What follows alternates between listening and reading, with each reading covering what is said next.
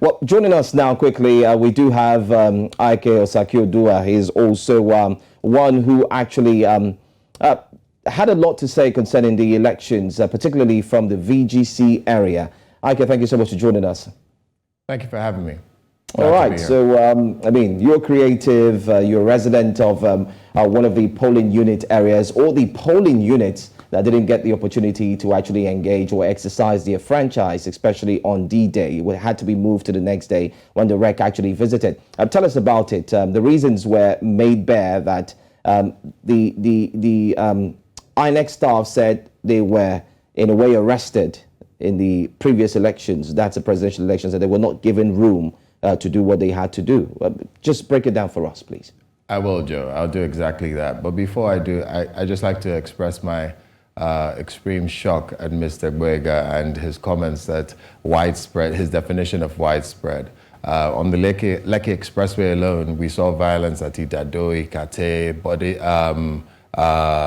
VGC. We saw stress at Thomas Estate, Abraham Adesanya. That's 5 places on the Lekki Expressway alone.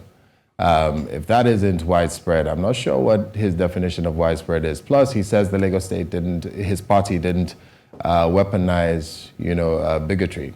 But there's a picture circulating with Mr. Jubril Gawat in a procession, and yes, what could have been a protest, I don't know, just a procession. And right beside him, there's a sign that says, "My Lagos, not yours."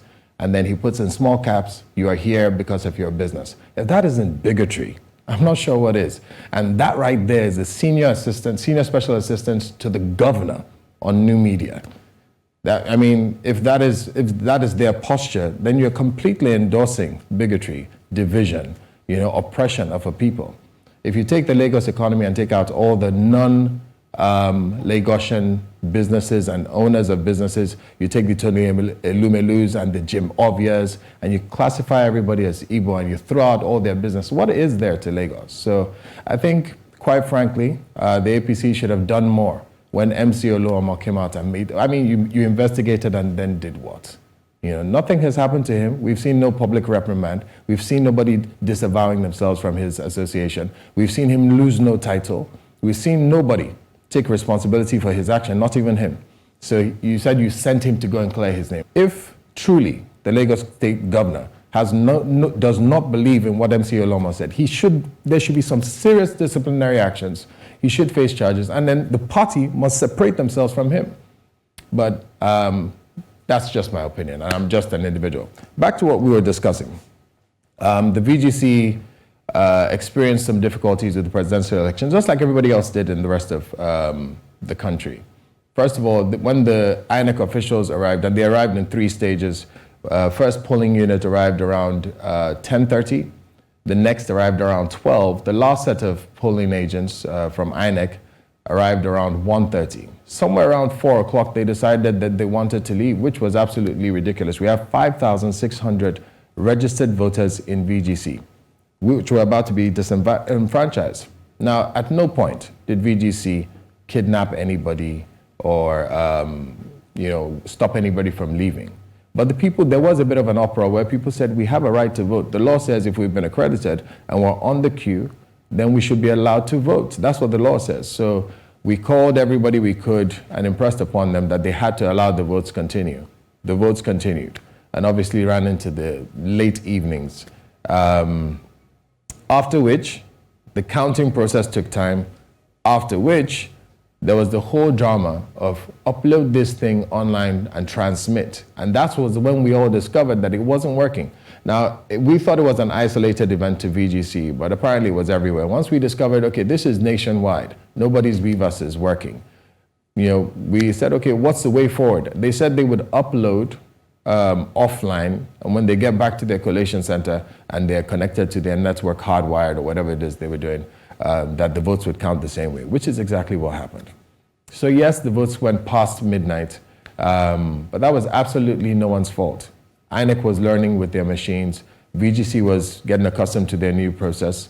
And the only thing that we insisted on was that everybody who was on the queue and accredited, as at the time the close of the election time came, should be allowed to vote. And in our case, that was almost 1,000 people So, I mean, it took as long as it took, but it was our right to vote. In this particular case, the INEC officials who were there, because we said to them that they had to vote, they decided this next election, because we insisted on them letting us vote and not refused to say that we would walk away. Decided this time they didn't want to come into VGC. They said they were going to stay on the expressway so that at any time they decide to leave, they could hop into a car and zoom off. We said, well, you can do that inside VGC, but we don't feel safe bringing 5,600 people onto Lekki Expressway. Plus, we had some other concerns. The BVAS is supposed to be geolocated, right? This was our understanding. So you're not supposed to be able to take a BVAS from Osakioduwa, London, and take it to VGC and vote, right? VGC is a huge estate. And to take the BVAS from the field where the polling unit is designated by INEC to the Lekki Expressway means you've moved several hundred meters. And we're not sure that this BVAS would still work. So we're like, is this a way to negate our votes? You know, is this something you're doing? Then secondly, we had seen the violence across the Lekki Expressway. We said, we don't want this to happen to our people. How do you make 5,600 people queue on an expressway? It makes no sense. So we said, look, we're not willing to open ourselves up to this violence. Two, we don't trust this polling unit that has been created. It may be a fake polling unit. This may be a way to negate our votes. And three, we're saying this is what is on your website. You have put this location as the polling unit on your website. That is where we're going to wait. So we just insisted on waiting in the legally appointed polling unit. And it was quite a struggle with INEC. Eventually, they left at 1:20. INEC decided to go away. They left. The state rex, who's the man you see on TV, decided, okay, the vote should go ahead, but the EO had allowed her staff to leave by 1:20, which is earlier than closing time of the election anyways. But I've got to give props to this gentleman you see on TV right now in the green. He insisted that VGC residents will have their right to vote and promised that the next day they would come back and voting would continue, or voting would begin in VGC. I believe that's Olusegun Agbaje, the Yes. Lagos State Resident Electoral Commissioner. Yes. I also want you to speak on, because we're out of time, unfortunately. I also want you to speak on the post-election. I think I did ask you about this on election day proper, but I want you to speak on post-election in Lagos State. I fear, that the divisions that have been created, because, one person or another just, wanted to win an election may linger for a long, long time. And I do not, I see things on social media, in the last 2 days, and I'm sick, to my stomach, the kinds of things that young people are tweeting, against another tribe and whatnot. It's heartbreaking. So I want you to speak post-election, Lagos State, and even Nigeria. What do you think happens next, and where can we go from here? You heard me speak, and call, of course, on the Lagos State government to take responsibility and take action. But where do you see us going? First of all, I think the most ideal time to have spoken up against this would have been while the election was still going on. That would have been the most sincere, most heartfelt apology from the Lagos State government to say, we don't believe in this. This is not who we are. We do not support this at all. It would have been best at that time for the Lagos State governor to come out and say, if you are being violent to any tribe, then you are not supporting me. I'm the governor of everyone in Lagos. I'm not just the governor of the Yorubas. That's what should have happened. But since that didn't happen at the time, the best time now is now.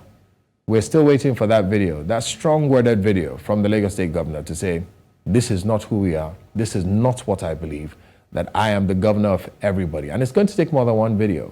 It's going to take a lot more from the Lagos State government to posture to say that we are sorry for this violence, and not some irresponsible statements saying that it wasn't widespread enough, for us to be sorry.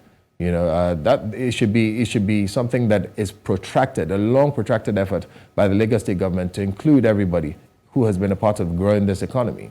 Then also, it's going to take a lot of effort from the part of the people who are kin to the persons perpetrating this violence. In other words, every Yoruba person out there should be on their Twitter, should be on their Instagram, saying that they don't stand with this. This is pre-Civil War behavior. This is what happened before the Civil War. This is what happened in every place where there has been racism and where there has been oppression of people.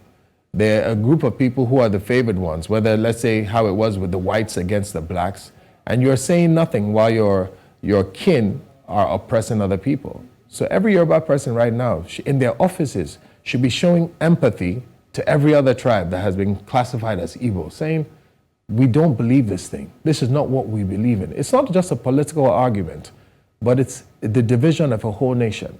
And Lagos is a melting pot for everyone.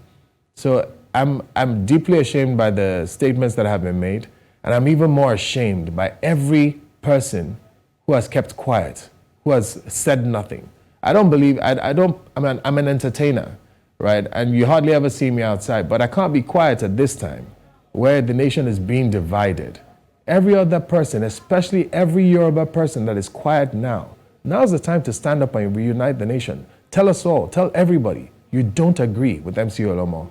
You don't agree with Jubro Gawat, who's marching with people who say this is not your Lagos, it is our Lagos. You've got to extend an olive branch, you've got to stretch out a hand, you've got to put out a hug, you've got to let Lagos know where you stand. That's what I think. Thank you so much, Ike Osakioduwa, for joining us. By the way, to all our viewers, there will be an exclusive with Ike Osakioduwa, and make sure you keep tabs with us on News Central to watch that, as the topic will focus on youth inclusiveness concerning the elections. Thank you, Ike, once more for being here. Thank you. Thank you for having me. All right.